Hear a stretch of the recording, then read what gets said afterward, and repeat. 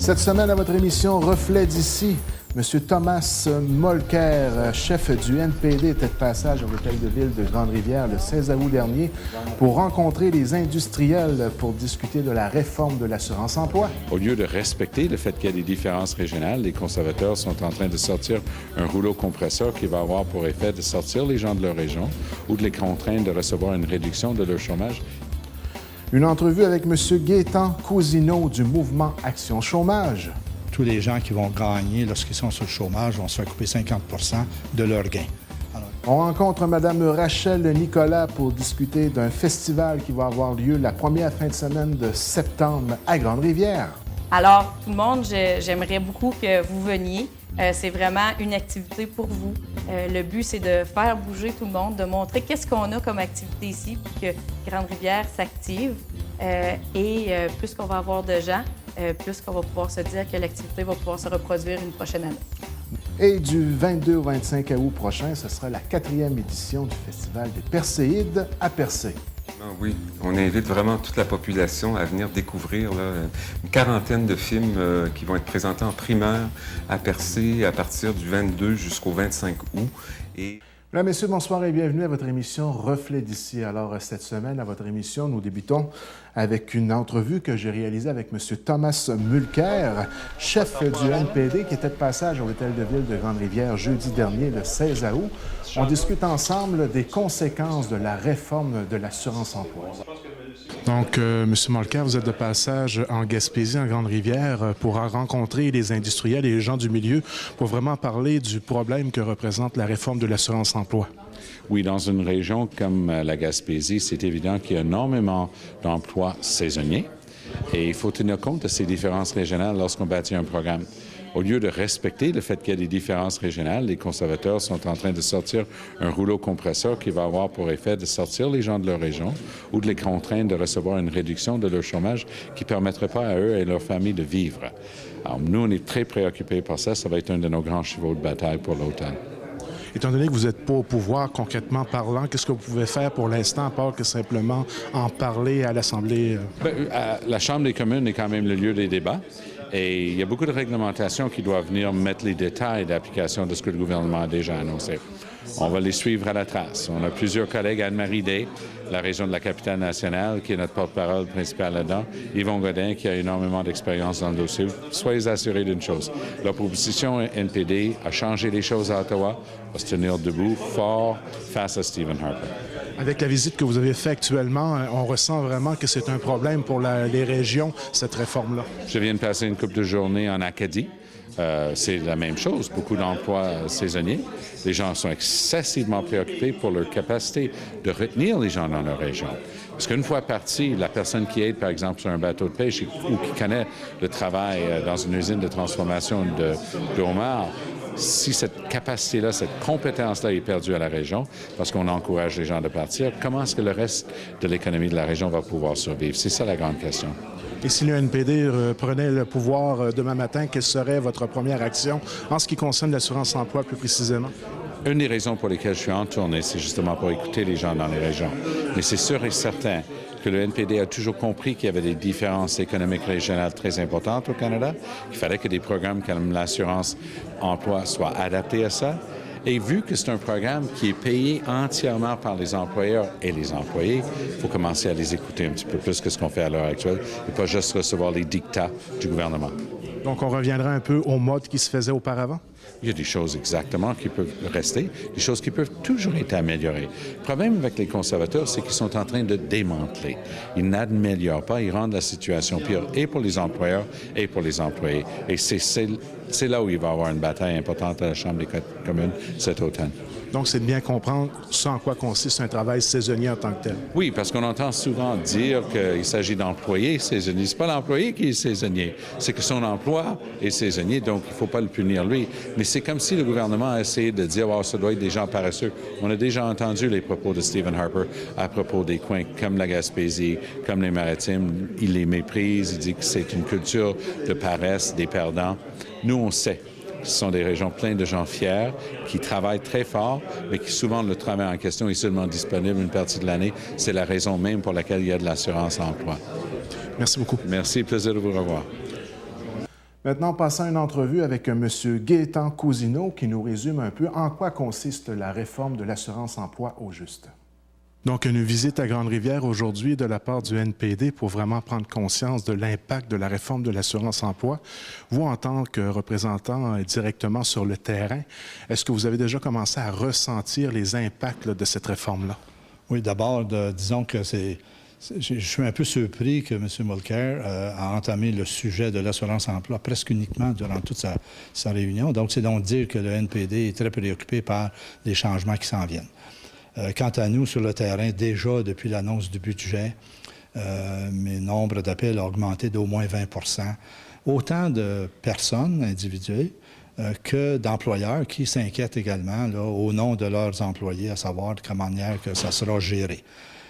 Faut savoir que c'est très difficile à savoir exactement les impacts que ça aura parce qu'on n'a pas encore toutes les données du détail de l'application des règlements et des modifications. Donc, là, on en sait un bon bout, mais reste qu'il y a des choses que l'on apprend régulièrement toutes les semaines dans l'application de la loi.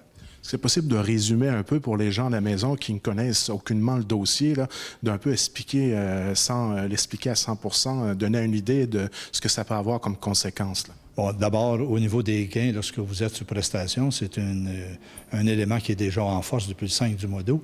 Alors, tous les gens qui vont gagner lorsqu'ils sont sur le chômage vont se faire couper 50 % de leurs gains.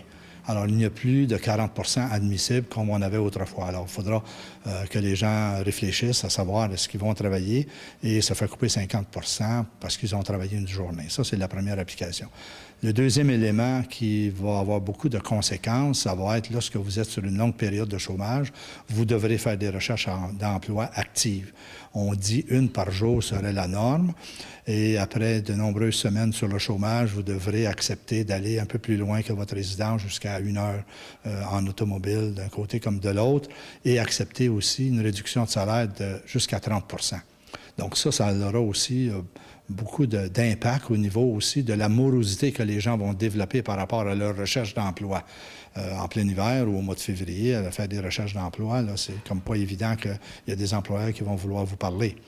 L'autre impact important, ça va être dans la défense des dossiers. On a aboli les conseils arbitraux à partir du mois d'octobre qui s'en vient. On a un nouveau tribunal de la sécurité sociale à partir du 1er mars 2013. Donc, on prétend qu'il faudra de 6 à 8 mois minimum pour pouvoir défendre un dossier et aller le plaider devant ces tribunaux-là, lorsqu'actuellement, en dedans de 30 jours, très souvent, on est capable de régler les dossiers. Donc ça, c'est 3 éléments, 3 impacts, 3 éléments qui auront des impacts très importants là, sur la population générale. Et dans cette réforme-là, ils sont vraiment déconnectés aussi des distances réelles que peut représenter la différence de travail entre deux villes sur le territoire dans lequel on vit. Surtout si ce sont des fonctionnaires de l'extérieur qui ont à traiter le dossier, ils ne seront pas directement connectés sur notre réalité. Bien, exactement. Déjà depuis 1 an, on a toutes les décisions pour la Gaspésie, où la grande majorité des décisions sont rendues à Boucherville. Donc, les employés de Boucherville sont très peu au courant comment loin les îles de la Madeleine avec la Gaspésie ou Carleton par rapport à Gaspé. Alors, ça va créer des situations absolument inquiétantes là, pour le prestataire qui devra attendre si longtemps pour pouvoir aller faire valoir son droit si le fonctionnaire maintient sa ligne dure dans l'application des règlements. Pour l'instant, ce que les chômeurs sont en mesure de pouvoir faire, j'imagine, c'est d'écouter les mobilisations futures qui s'en viennent. J'ai entendu parler peut-être d'une manifestation de grande envergure, peut-être encore une fois sur le pont pour traverser au Nouveau-Brunswick, ce qui avait été fait il y a quelques années, une mobilisation importante. Dans les semaines à venir, il va falloir que les chômeurs soient attentifs à l'ensemble des mobilisations qui vont être demandées de la part des représentants. Oui, absolument. On s'attend que vers octobre, là, probablement qu'il y aura un grand mouvement de population sur le pont à Campbellton. Aussi avec les gens du Nouveau-Brunswick qui, eux aussi, sont affectés énormément par les nouvelles réglementations. Donc, on s'attend à ce que la population réponde en grand nombre à ce moment-là. Alors, les gens auront l'occasion de nous entendre les mobiliser ou tenter de les mobiliser d'ici ce temps-là, à ce moment-là. Merci beaucoup. Ça m'a fait plaisir.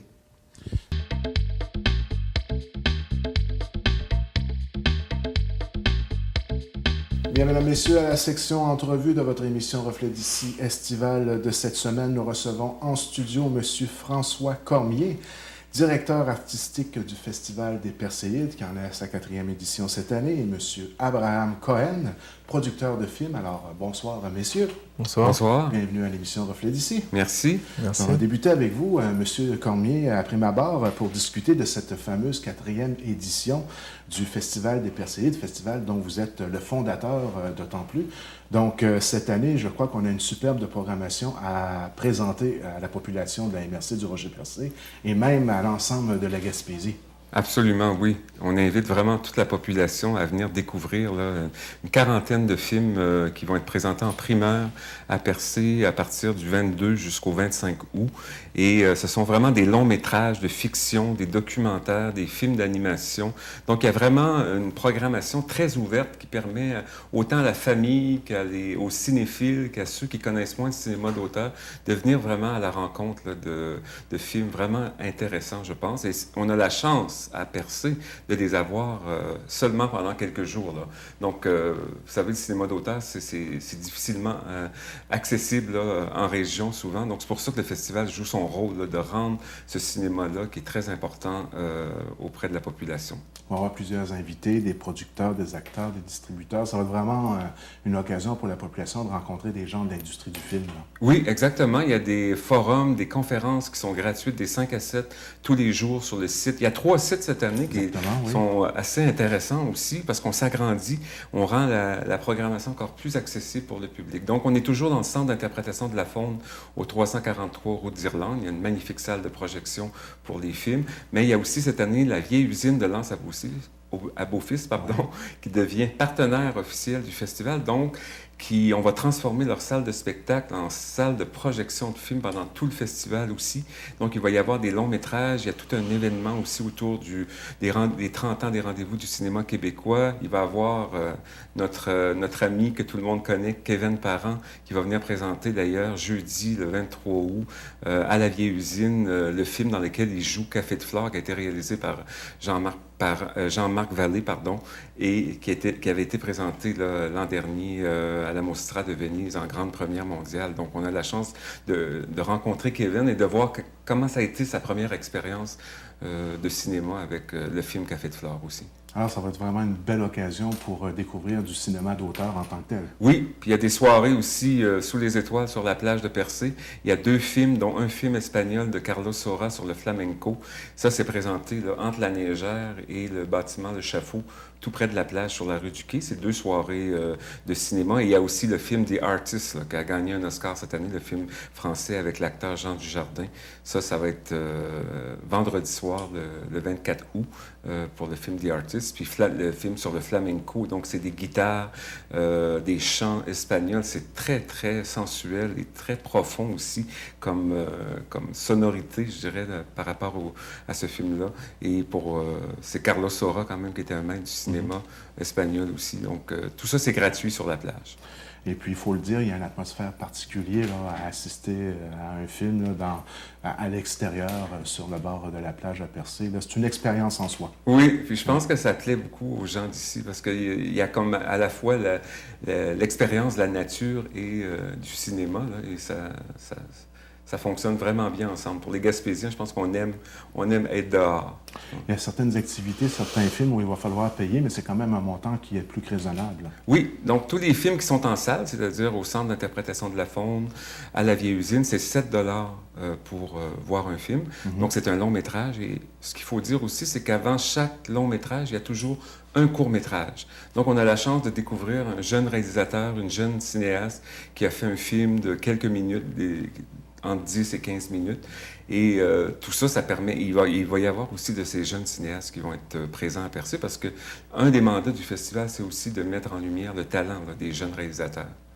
Et aujourd'hui, à l'émission Reflet d'ici, nous avons le privilège d'avoir quelqu'un qui connaît quand même d'assez près ce en quoi consiste faire du cinéma d'auteur, M. Abraham Cohen. Et vous, non seulement vous allez donner une conférence pour un peu donner de l'information sur ce en quoi ça consiste à la population, mais vous avez quand même une expérience directement sur le terrain. Parlez-nous un peu de ce en quoi consiste le cinéma d'auteur en tant que tel, parce que c'est quand même un défi. Souvent, les budgets, ce ne sont pas les mêmes budgets que les films à Hollywood, il ne faut pas se le cacher. caché. Donc, des fois, il faut vraiment relever un paquet de défis lorsqu'on veut réaliser un film et c'est une expérience, une aventure en soi. Chaque film est une aventure en soi. Exactement. C'est une grande aventure.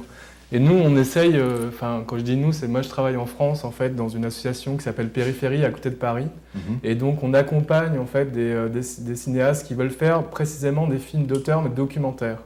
Mais c'est quand même du cinéma documentaire. Et la télévision, pendant longtemps, a beaucoup aidé le cinéma documentaire à se développer. Et aujourd'hui, le fait de moins en moins. Et donc, du coup, effectivement, c'est toujours une aventure pour trouver l'argent pour pouvoir faire les films. Et donc, nous, on les accompagne pendant le temps du montage. Et on a accompagné comme ça depuis 10 ans, 55 films à peu près. Donc beaucoup ont été sélectionnés, primés dans beaucoup de festivals nationaux et internationaux, que ce soit en France ou à l'étranger. Et donc c'est aussi pour ça que je suis là, c'est pour expliquer comment nous, on essaye, avec nos dispositifs particuliers, d'accompagner les auteurs pour qu'ils, non seulement ils arrivent à faire leur film, mais aussi le film qu'ils ont envie de faire. Parce que les contraintes budgétaires font que souvent, ils sont obligés de réduire comme ça leur budget, leur travail. Et nous, on essaie de les accompagner pour qu'ils aillent jusqu'au bout et faire le meilleur film possible, le film dont ils rêvent. Donc c'est un peu ça l'idée. Et ce que je voudrais dire, c'est que donc là, il va y avoir un film qui a été en fait donc monté dans l'association, qui va être projeté donc vendredi, qui s'appelle La Nuit remue de Bijan Anquetil. Donc je vous conseille vivement de venir le voir, c'est très beau. C'est l'histoire de 2 jeunes Afghans qui sont en exil à Paris et donc on raconte l'histoire. Et très très beau. C'est très beau, c'est un moyen métrage, ça dure 45 minutes. D'accord.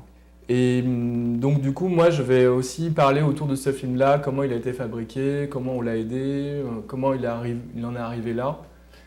Et ce que je voudrais dire surtout, c'est que c'est une chance quand même d'avoir un festival comme ce que propose François Cormier et son équipe ici, parce que vraiment, tous ces films-là, qu'ils soient des films documentaires qui se passent à l'autre bout du monde, ou des films de fiction qui se passent ici, on est toujours dans des espèces de rencontres et de, comment dire, en fait, ce qui nous est révélé, c'est vraiment les sentiments humains dans le cinéma. Et dans le cinéma d'auteur, c'est vraiment ça qui est vraiment, moi je trouve, que ce soit dans le cinéma documentaire ou le cinéma de fiction, c'est toujours ça qui est à l'œuvre, qu'on voit apparaître. Et donc du coup, voilà, bien sûr l'amour, mais l'amitié, l'histoire dont je vous parlais du film, c'est 2 jeunes Afghans, ça se passe à Paris, pour vous ici c'est très loin, et en même temps, c'est avant tout une histoire d'amitié, cette histoire d'amitié elle est universelle.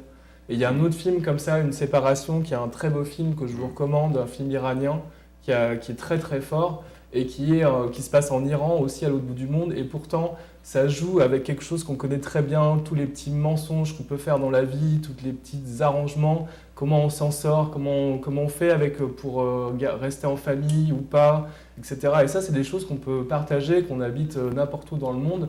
Et je pense que ici, les gens peuvent être sensibles à ça aussi. Donc, je vous encourage vraiment à venir comme ça partager tous ces films et toutes ces émotions, parce que c'est dont il s'agit, que ce soit du cinéma d'auteur ou pas, ou documentaire, fiction, c'est toujours une histoire d'émotion. Voilà. Donc, ce sera vraiment l'endroit parfait du 22 au 25 août à Percé pour aller vivre une expérience cinématographique qui sort de l'ordinaire, disons-le. Et pour ceux qui sont des passionnés de cinéma et qui ont peut-être derrière la tête le rêve de non seulement réaliser leur propre film, mais peut-être participer aussi à toute l'équipe qui peut entourer la réalisation d'un film, ils vont pouvoir avoir la chance de discuter avec vous, de rencontrer quelqu'un qui a pas mal d'expérience sur le terrain. Exactement. Donc, ça va être un rendez-vous du 22 au 25 août. Et en conclusion de l'entrevue, peut-être parler d'une exposition de photographie, justement, qui relate un peu l'histoire de certains films qui ont été réalisés au Québec, je crois.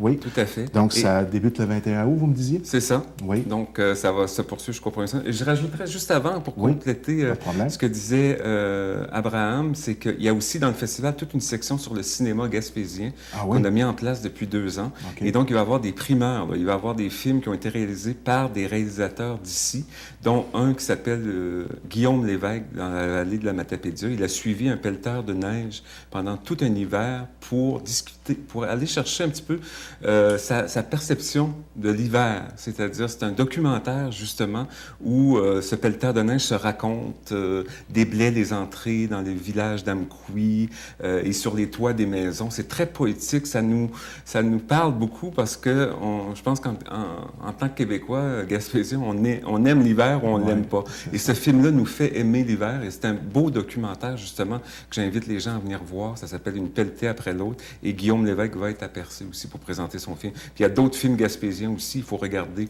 la programmation, là, bien sûr, sur le site Internet. Et puis la beauté de la chose, c'est que lorsqu'on va terminer l'émission Reflet d'ici, j'invite les gens à demeurer jusqu'à la fin parce qu'au générique de fin, on va justement présenter plusieurs extraits de ce qui va être présenté durant la fin de semaine qui s'en vient dans le cadre du Festival des Perséides. Donc là, on parlait pour l'exposition de photographie. C'est au coin de la route 132 à Percé et la rue du Quai. Oui. C'est juste devant le bâtiment le Jonathan Le Goéland. Il y a une petite terrasse à côté de la boutique au Bon Secours. Il y a une installation d'une quinzaine de photos grand format. Et ça rend hommage aux artisans du cinéma québécois. Donc, il y a le film, justement, Café de Flore, des photographies qui ont été mises en scène avec Kevin Parent et le réalisateur Jean-Marc Vallée. Il y a des jeunes réalisatrices comme Anne Aymon pour son film Nuit numéro 1, qui a eu beaucoup de succès. Et ce sont tous des films qui vont être présentés aussi dans le cadre du Festival des Perséides. Donc, les gens peuvent faire un lien entre cette exposition de photographie, découvrir qui sont ces artisans qui font des films, des très belles photos, et en même temps aller voir les films qui sont projetés dans le cadre du festival. Donc, il y a ce lien à faire là, entre la photographie et le cinéma qui est vraiment intéressant. Et en terminant, un tel festival ne pourrait se réaliser sans la collaboration de plusieurs commanditaires. On ne pourra pas tous les nommer à 100%, mais quand même parler des principaux commanditaires qui permettent la réalisation de tels événements. Bien, d'abord, j'aimerais beaucoup remercier la Conférence régionale des élus de la Gaspésie des îles qui croit au festival vraiment depuis le début, qui nous soutient. Bien sûr, la Ville de Percé, la MRC du Rocher-Percé, qui sont les premiers partenaires qui ont été au début du festival avec nous. Au niveau national, il y a aussi la SODEC maintenant, qui est un partenaire là, pour le festival cette année. Il y a le MAMRO aussi, plusieurs Téléfilms Canada qui sont aussi depuis 2 ans avec nous pour nous soutenir dans le développement du festival. Et bien sûr, il y a plusieurs partenaires aussi privés qui nous aident, le Riotel à Percé, le Normandie pour loger tous nos cinéastes et nos invités. Et j'aimerais aussi remercier le Consulat général de France au Québec qui généreusement nous a aidés pour justement pouvoir inviter des gens comme Abraham pour venir partager avec nous son expérience et tout ça. Et voilà, donc plusieurs partenaires sans qui là, ça serait pas possible là, de faire le festival, bien sûr, qui en est à sa 4e édition cette année. Donc, ce qui est important de retenir, c'est que c'est important d'être présent, d'y aller et puis de découvrir tout ce cinéma d'auteur-là. Oui, c'est un rendez-vous. C'est un rendez-vous parce que ce festival-là doit appartenir aux gens, doit appartenir, c'est tout le public. C'est ça. Venez vous l'approprier d'une manière à la vieille usine en Irlande, sur la plage, en regardant les photos. C'est pour vous, c'est offert, là, je veux dire, vraiment. Puis je suis sûr que tout le monde va trouver quelque chose qui, à la mesure de son intérêt aussi, là, parce qu'il y a des documentaires, il y a des fictions, mais ça touche toutes sortes de domaines. Puis j'invite les gens à vraiment regarder la programmation, là, puis à venir nous voir pour partager avec nous cette grande fête du cinéma en Gaspésie. Qui commence le 22 août. Bien, M. Cormier, M. Cohen, merci de votre visite à la télévision communautaire de Grande-Rivière. Merci à vous. Et on va se revoir directement sur le site. Oui, merci beaucoup de votre accueil. Merci. Merci.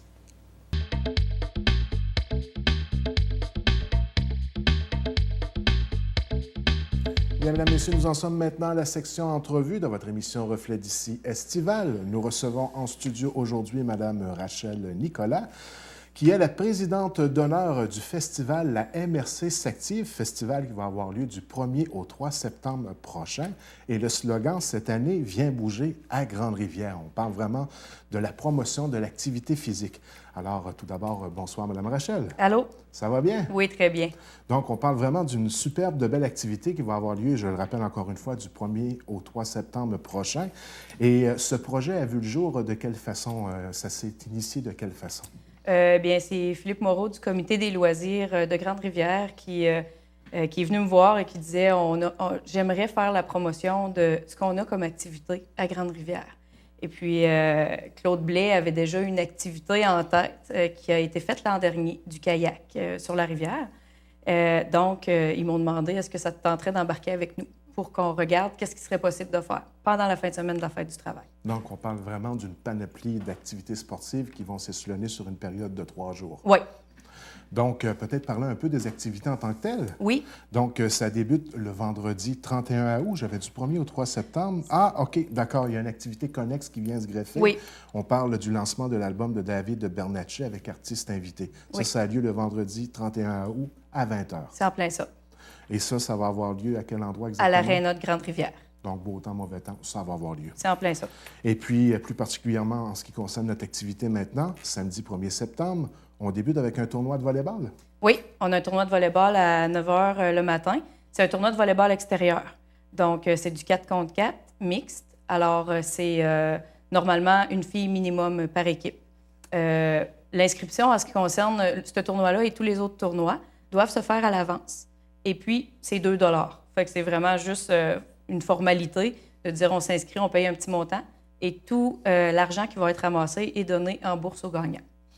Et au niveau de la responsable, c'est Mme Marie-Josée Groslot et le numéro de téléphone 418-616-7214 pour ceux qui sont intéressés naturellement par le volleyball. Oui. Et tout de suite après, en même temps, en fin de compte, un tournoi de tennis aussi. Oui, un tournoi de tennis. Dans le fond, juste pour revenir, tournoi de volleyball, un nouveau terrain va être fait juste à côté de l'aréna. Donc, il va y avoir un terrain, vous avez le terrain de football. Oui. Juste à côté du terrain de football, il va y avoir un terrain de volleyball qui va être disponible à partir du 13 août. Donc, le terrain va être fait là. Fait que c'est là que les matchs vont se dérouler. Ensuite de ça, on a un tournoi de tennis aussi, en même temps. Le tournoi de tennis va se dérouler sur le terrain de tennis ici à Grande-Rivière. Bien entendu, l'année prochaine, on prévoit restaurer ce terrain-là. Fait que là, on veut que les gens viennent voir. On a quand même un bel endroit. Fait que de s'inscrire pour venir jouer ici. C'est Kevin Hogan qui est le responsable de ce tournoi-là. Et on peut le rejoindre, M. Kevin, à l'adresse électronique suivante, papino@hotmail.com. Et puis, en ce qui concerne maintenant un tournoi de hockey-ball, il y en a vraiment pour tous les goûts. Hein? Oui, pour tous les goûts, tous les âges. Alors, le hockey-ball va se dérouler à l'intérieur, à la polyvalente. Et puis, c'est M. Martin Aucoeur qui est en charge. On a 2 catégories, les 15 ans et moins et 16 ans et plus, parce qu'on considère que les adultes, des fois, avec les plus jeunes, là, ça peut être plus dangereux. Tu peux rock and roll. Oui, surtout le hockey-ball. Alors, l'inscription se fait aussi à l'avance, là, plus qu'il va y avoir de gens là, qui vont s'inscrire. Tout dépendant du nombre de personnes qui vont s'inscrire, on ne sait pas à quelle heure ça va se terminer. Là. Et le numéro de téléphone de Martin, 418-680-2007. Il va y avoir aussi de la mise en forme, et ça, c'est vraiment pour tous. Là. Oui, la mise en forme, ça va être vraiment pour tous, parce que si vous regardez, je vais le joindre avec ce qu'on a un petit peu plus tard, là, à 10 h, on a le vélo. Sécurité à vélo. La sécurité à vélo avec un tour de ville. Oui. Alors, il va y avoir de la mise en forme qui va être faite par M. Romuald Boutin, qui l'a fait l'an dernier. Il faisait ça à partir du collège l'année passée. Cette année, on va vraiment avoir un petit stage là, où il va pouvoir le faire en avant de la polyvalente. Et puis ensuite, là, tout le monde va se mettre en forme. Et par la suite, là, il va pouvoir avoir le départ là, pour la sécurité à vélo, qui est fait en collaboration avec le Club Optimiste de Grande-Rivière. Donc, une belle activité familiale en perspective. Là. Oui, et puis il va y avoir le tour de ville. Là. Je ne sais pas encore ça va être quoi le circuit, fait qu'on le saura un peu plus tard. Là. Mais pour les moins jeunes, là, un tour de ville là, à vélo là, qu'ils vont pouvoir faire. Et la fameuse pétanque revient? Oui. On voulait populaire, toucher hein? Oui, puis on voulait toucher tous les groupes d'âge. Alors, il va y avoir un tournoi de pétanque aussi. Pour le moment, là, la personne qui est responsable qu'on a mis, c'est moi et Philippe Moreau. Pourquoi? C'est qu'on n'a pas encore de personne en charge là, pour s'en occuper. Alors, ça va être plus facile en nous rejoignant pour les gens qui veulent s'inscrire. Par la suite, là, lorsqu'on aura notre personne responsable, là, on pourra aviser. Ça va se dérouler là, au Club de l'Âge d'Or de Grande-Rivière. Il va même avoir des conférences. Oui, nous allons avoir des conférences. Les conférences, dans le fond, c'est pour faire la promotion de la saine alimentation et de l'hydratation et aussi de la préparation dans les sports. C'est Patrick Reil qui va venir nous donner les conférences. Ces conférences-là ont été données l'année dernière à Chandler. Donc, on a 2 conférences, une le samedi et une le dimanche. Ces conférences-là vont être d'une durée d'à peu près 75 minutes. Et je pense que c'est vraiment très bien pour autant pour les entraîneurs que pour les jeunes et même les parents de personnes qui font de l'activité sportive. Il va même y avoir aussi une chasse au trésor. Oui, pour justement les plus jeunes, 10 ans et moins, on va avoir une chasse au trésor que Marc-Olivier Nicolas va préparer, qui va se dérouler là, autour là, de la polyvalente. Donc, tout le secteur de la polyvalente, là, je ne sais pas quel périmètre il va utiliser. C'est une chasse au trésor sur à peu près une durée de 2 heures. Alors, les gens devraient être... les gens qui sont intéressés à participer à la chasse au trésor, d'être présents aux alentours d'1 heure là, à la polyvalente de Grande-Rivière ou à l'Aréna. Il va y avoir aussi du soccer et on parle quoi, un mélange parents-enfants là-dedans, oui? Oui, bien comme on a du soccer ici à Grande-Rivière et que c'est de plus en plus populaire, on en a beaucoup l'été. À l'occasion, l'hiver, là, tout dépendant, là, si on a un entraîneur, c'est possible de en avoir. Alors, on a décidé cette année, étant donné que les entraîneurs sont partis à cette période-là de l'année, de faire un match parents-enfants. Et c'est sous la charge, là, la responsabilité de Mario Cyr, qui a eu l'amabilité, qui est le président cette année là, du soccer. Alors, c'est lui qui a eu l'amabilité là, de préparer des parents et des enfants qui vont s'affronter. Et à partir de 15 h, on continue avec la Zumba. Oui, fait que la Zumba qui a été très, très, très populaire ici à Grande-Rivière cette année. Ça, c'est un fait, oui. Et ce qu'on veut, dans le fond, c'est que l'année prochaine, l'activité va revenir. Et autant les gens qui l'ont vu que les gens qui n'ont pas vu encore qu'est-ce que c'était, on voulait que les gens puissent voir ça a l'air de quoi, la Zumba. C'est une danse qui est très, très, très physique. Les gens bougent énormément. Ça a été vraiment, là, regardez, je pense que ça a été le coup de cœur cette année. Et puis, c'est le coût de 5 $ là, pour participer. Là, pas cette journée-là, mais dans le fond, au courant de l'année. Fait que je pense que c'est bien. Et puis, en plus, on va faire la démonstration, s'il fait beau, à l'extérieur. Fait qu'on va pouvoir avoir... tout le monde va pouvoir voir. Tous ceux qui veulent embarquer pour essayer vont pouvoir le faire. Il y a aussi des activités libres tout autour des activités planifiées en tant que telles. Oui, on va avoir, là, j'ai réussi à avoir... on va avoir des paniers qui est pour le frisbee golf. Le frisbee golf, c'est une activité qui se déroule au domaine Cousineau à Pabot. Et puis, c'est quelque chose qui est formidable. Ça fait penser un petit peu au golf, mais c'est un mélange de frisbee et de golf. Et puis, nous, ce qu'on va faire, c'est qu'on va avoir 3 paniers. On va organiser un petit circuit. Les gens vont pouvoir venir essayer. Ça a l'air de quoi? Ensuite de ça, il va y avoir là, comme activité libre du basketball. On va fournir des ballons. On va avoir aussi à la halte routière là, les jeux qui sont déjà disponibles pour les enfants. Mais en plus de ça, là, on va avoir la pataugeuse va être ouverte avec quelqu'un qui va être là.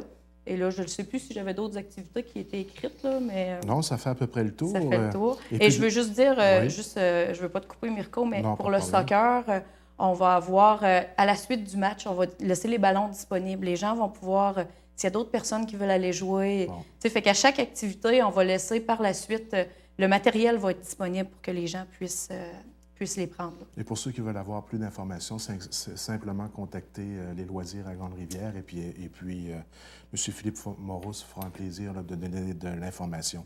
Ça fait Et le plaisir. samedi à soirée, je crois que c'est place au spectacle. Hein? Oui, on a un gros spectacle qui va être, c'est DJ Abeille Gélina qui va être présente. Alors, c'est à compter de 21 h. C'est au coût de 20 $. Je pense que c'est dans la même optique qu'on a de bouger, venir s'activer. Fait que s'il y a des gens que ça leur tente de venir continuer de bouger, ça va être le temps. Abeille Gélina est très, très, très dynamique. Alors, je pense que c'est place au spectacle pour tout le monde. Il est peut-être important aussi de souligner que durant la fin de semaine, il va y avoir des repas santé qui seront disponibles à la halte Boulf de l'Aréna. Oui. Donc, on va essayer de faire aussi la promotion de la bonne alimentation, l'activité physique et la bonne alimentation, ça va de pair. Là. C'est en plein ça. Oui. Donc, c'est sûr que pendant cette fin de semaine-là, dans le fond, à la cantine là, où il y a à Grande-Rivière, ça va être des repas santé qui vont être disponibles. Fait que, bien entendu, là, on veut que les gens puissent voir que autant là, au niveau de l'hydratation, la saine alimentation, ça va de pair pour être capable de faire des activités sportives. Fait que tout ce qui va être disponible va être santé. Et maintenant, nous en sommes au dimanche 2 septembre, le lendemain. Alors, ça se continue et on débute dès 8 h le matin avec le tournoi de badminton. Oui. Ça, c'est plus dans ta branche. Oui, bien c'est vraiment, c'est ça. C'est quelque chose que, dans le fond, le badminton devrait continuer l'an prochain encore. Bon, bonne nouvelle. Oui, c'est moi qui vais être l'entraîneur encore. Merveilleux. Alors, le but là, d'avoir le tournoi de badminton, c'est aussi pour promouvoir ce qu'on va avoir et s'il y a des gens qui veulent s'inscrire. Donc, le tournoi de badminton commence à 8 h. La personne responsable, c'est Ève Roussy, qui est une de nos grandes athlètes qu'on a ici. C'est elle qui va être en charge du tournoi. Par contre, au niveau des inscriptions, pour les gens qui veulent s'inscrire, ça va être de communiquer avec moi. Donc, dans le 782-6589, communiquez avec moi. Alors, je vais pouvoir prendre les inscriptions. On se rend à peu près à une 60aine d'inscriptions là, maximum pour le tournoi. Et dès les 9 h, on parle du défi Terre et Mer. Oui, le défi Terre et Mer, dans le fond, je recommande à tout le monde de venir l'essayer. On a 24 places de disponibles. C'est pour les braves.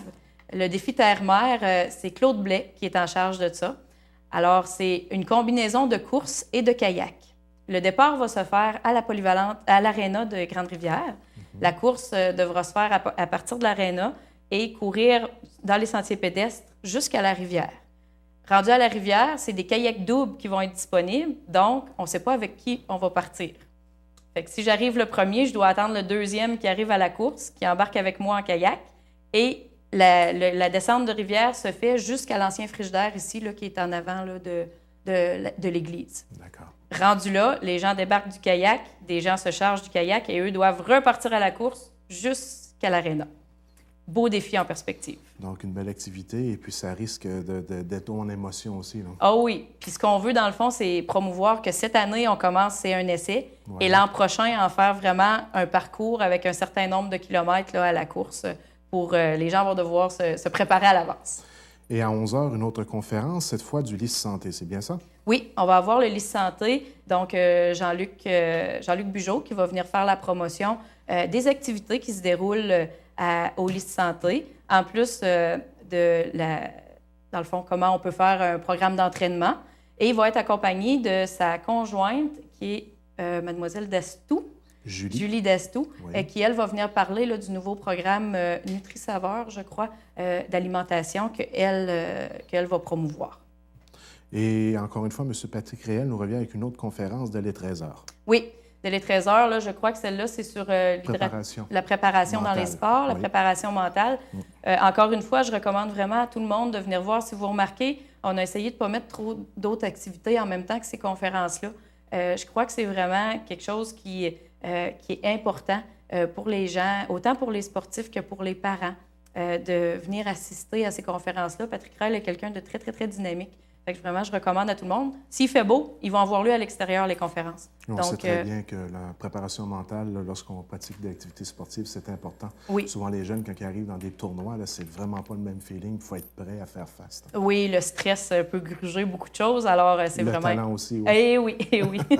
Et il y a aussi du maquillage pour les enfants et des jeux organisés pour les moins de 10 ans. On parle vraiment d'une fin de semaine familiale. Là. Oui, ce qu'on voulait, c'est vraiment que tout le monde soit impliqué. Alors, il va y avoir du maquillage. Le maquillage et les activités pour les enfants vont avoir lieu cette fois-ci à la halte routière. Oui. Donc, pourquoi? Bien, on a les jeux déjà disponibles là et on va avoir des gens qui vont organiser des jeux. Je suis encore à la recherche là, de personnes là, pour s'occuper de ça, mais je vais avoir des personnes là, qui vont s'occuper des jeux organisés, donc de 13 h à 15 h.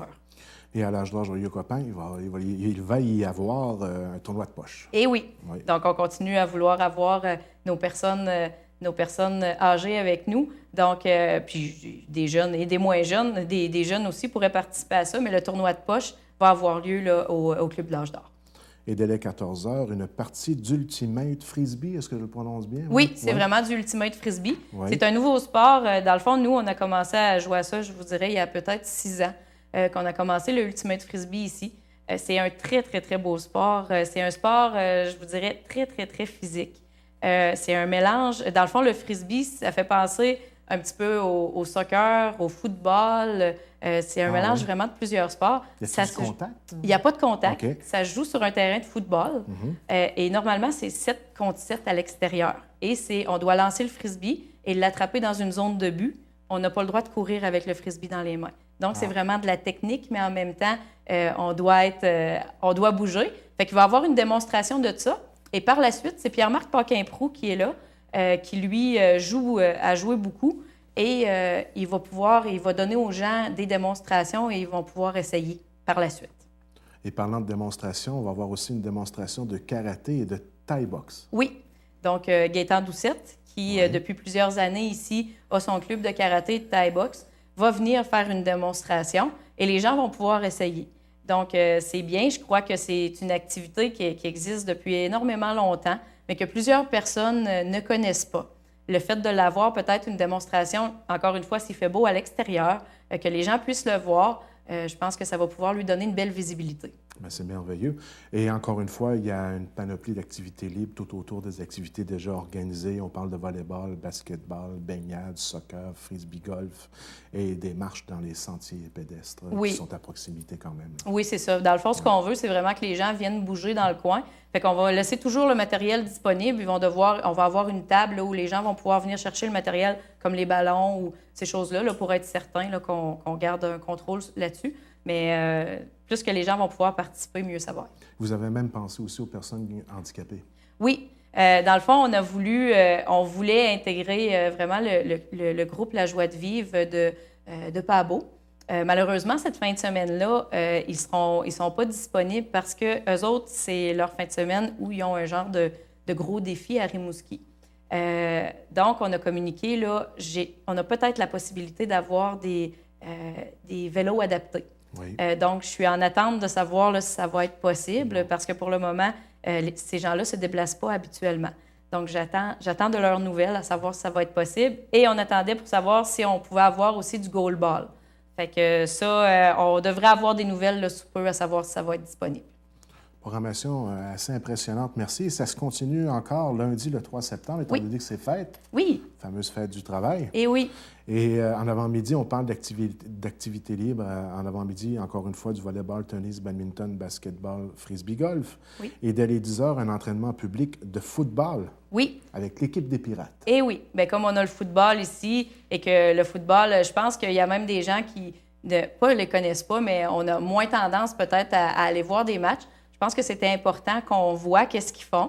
Un entraînement public va vous permettre de voir, c'est une discipline qui est très, très, très complexe.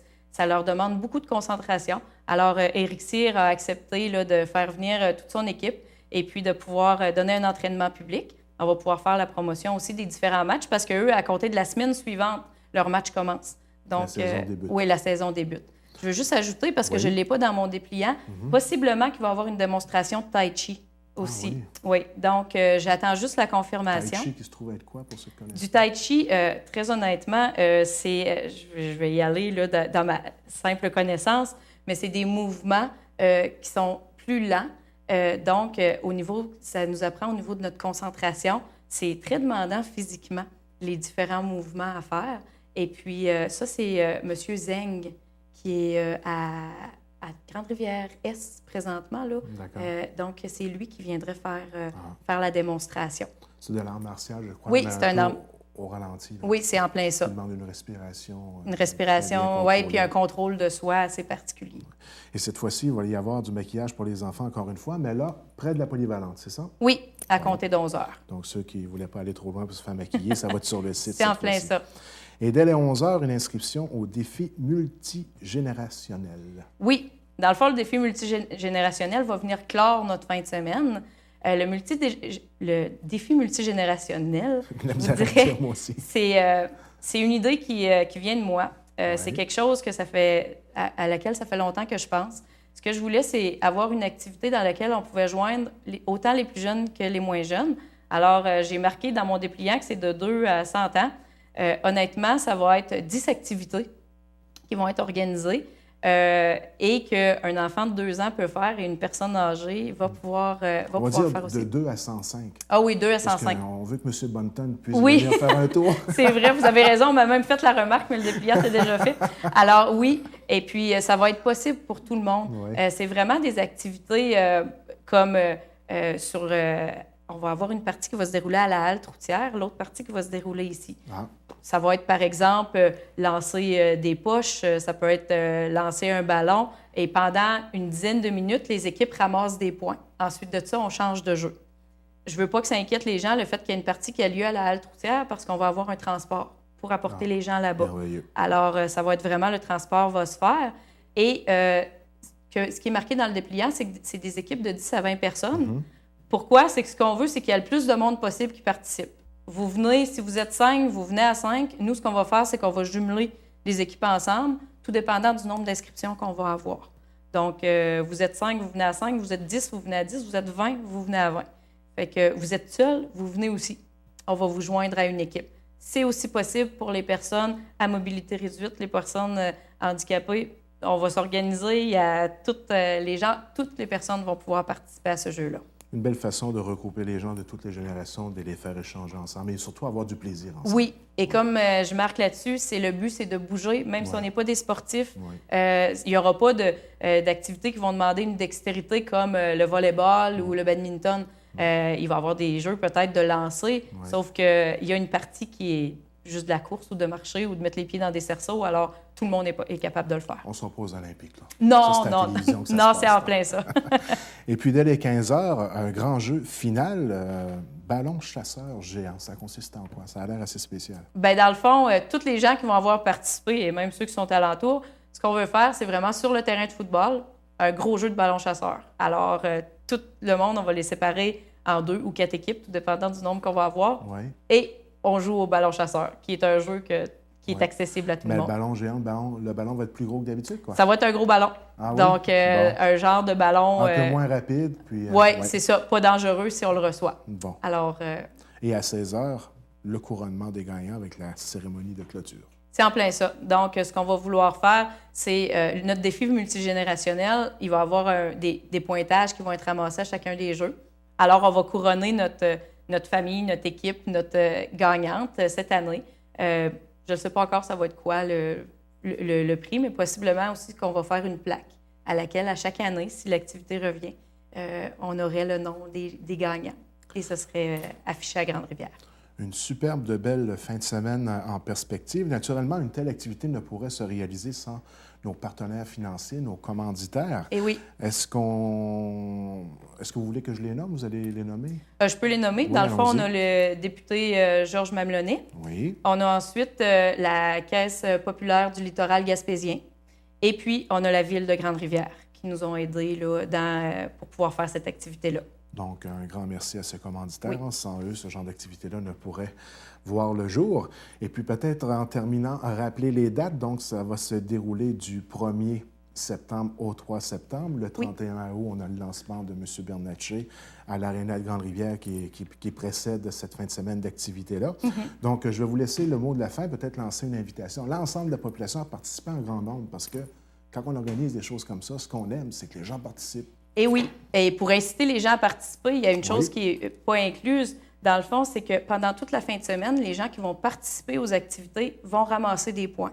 Donc, chaque activité va valoir un nombre de points. C'est sûr que quelqu'un qui participe à un tournoi vaut plus de points puisque le tournoi dure toute la journée. Et à la fin de la fin de semaine, nous, on va cumuler les points. Et ces points-là vont être échangeables dans le fond, je dirais en argent, mais c'est juste que si je veux participer à de la Zumba au courant de l'année, mettons, puis que j'ai ramassé 100 points, mes 100 points me permettent peut-être d'avoir 2 cours de Zumba gratuits. Donc, pour toutes les activités qui sont disponibles à Grande-Rivière, on va avoir un gros tableau une semaine après l'activité qui va être disponible pour vous montrer. Ça vous donne des rabais de combien sur quelle activité. Alors, tout le monde, j'aimerais beaucoup que vous veniez. C'est vraiment une activité pour vous. Le but, c'est de faire bouger tout le monde, de montrer qu'est-ce qu'on a comme activité ici, puis que Grande-Rivière s'active. Et plus qu'on va avoir de gens, plus qu'on va pouvoir se dire que l'activité va pouvoir se reproduire une prochaine année.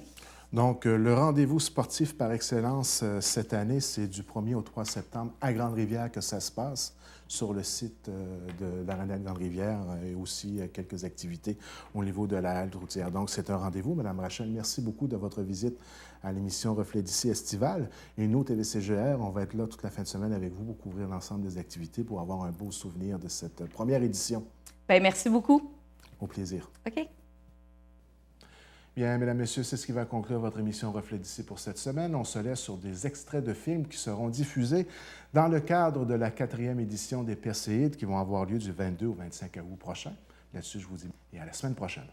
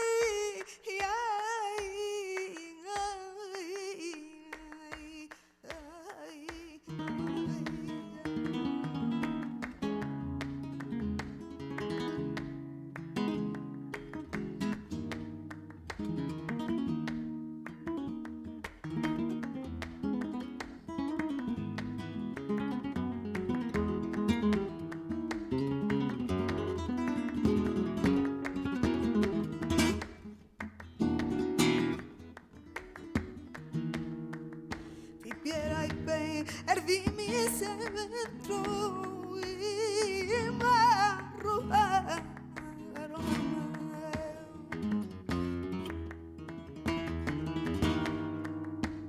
Y me arrojaron al mar, y me arrojaron al mar. Y al cabo de tanto tiempo, mi centro volvió a entrar.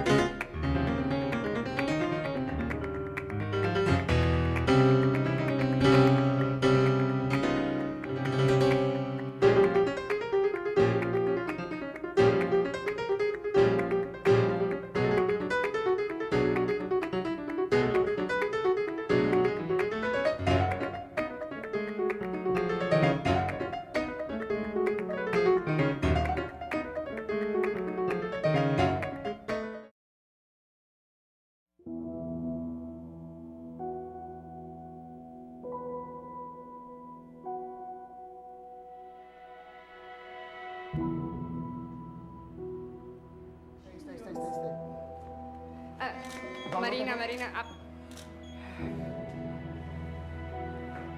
Wow, this looks so beautiful. Wow.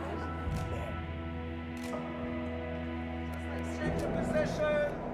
Tango smirk. Marcus, come closer to Marina.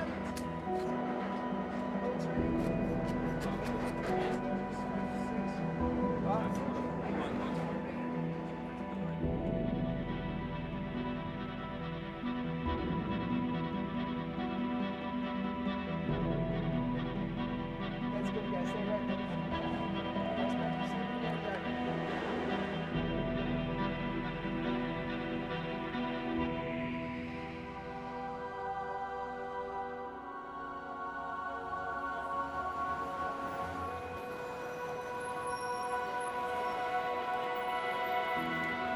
You know what is interesting? After 40 years of people thinking you're insane and you should be put in mental hospital, you finally actually get all these acknowledgements. It takes such a long time to take you seriously. There, right there, right there. Don't move anything. Right there. It's a long way. Welcome to the arts portion of our program, kind of the highbrow part. In fact, it's a museum of modern art is exhibit that we're talking about. Yeah. Yeah, but it might raise your eyebrows is what this one might do, in addition to being highbrow. You have to decide if it's highbrow now. Monica Morales went to see it. There are three pieces in particular that are nude. Here's the first one. It's called In Ponderbilia by artist Marina Abramovic. The name of the artist, Marina? Marina. Her last name? Don't know. Abramovich. Oh, okay. Like, you know, the Eastern European. You did tell me this, yes. Marina Abramovich.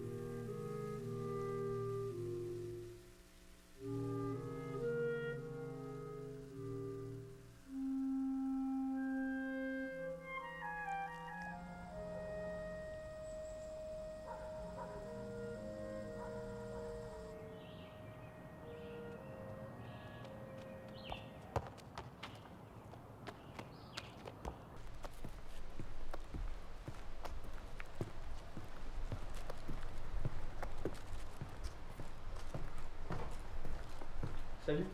Allô?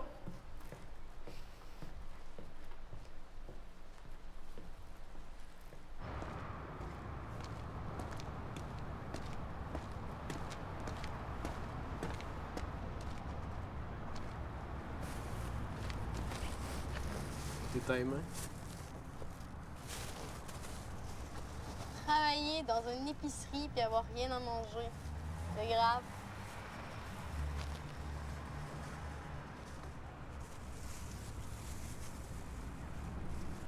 Avis de recherche, j'ai perdu mon crayon tabarnak. Moi, je me demande comment t'as écrit ça, dude. Lien consanguin et l'amour, une égoïste fatalité. Dieu récompense ceux qui le cherchent.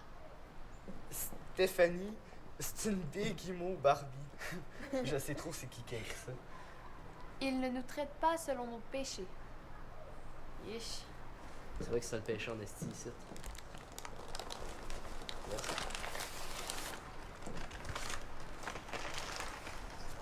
Ne regardez pas nos péchés.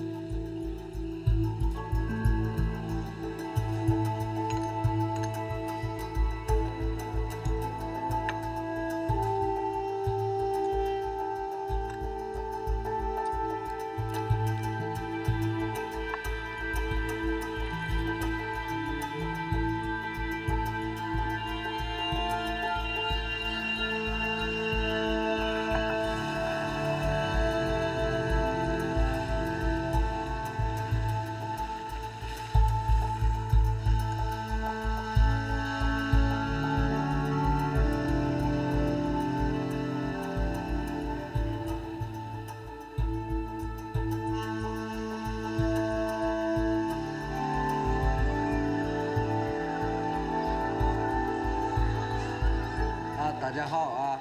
我们今天来的目的就是为了选拔这个我们四川省的这个拳击后备人才。好，女同学走。男同学先在教室里面等一下啊。家是哪里？我们3个。家在哪里？哪个方向？那边哎。来这儿上课要守好长时间？2个来小时。 2个多小时啊！早上几点钟开始走？7点多点。不错。2只脚与肩同宽站来，哎，与肩同宽，然后左脚向前跨出一步。要测试的是你的左右直拳啊！我现在教大家做这个左右直拳啊，左手1，左右，哎，收回，哎，再来啊！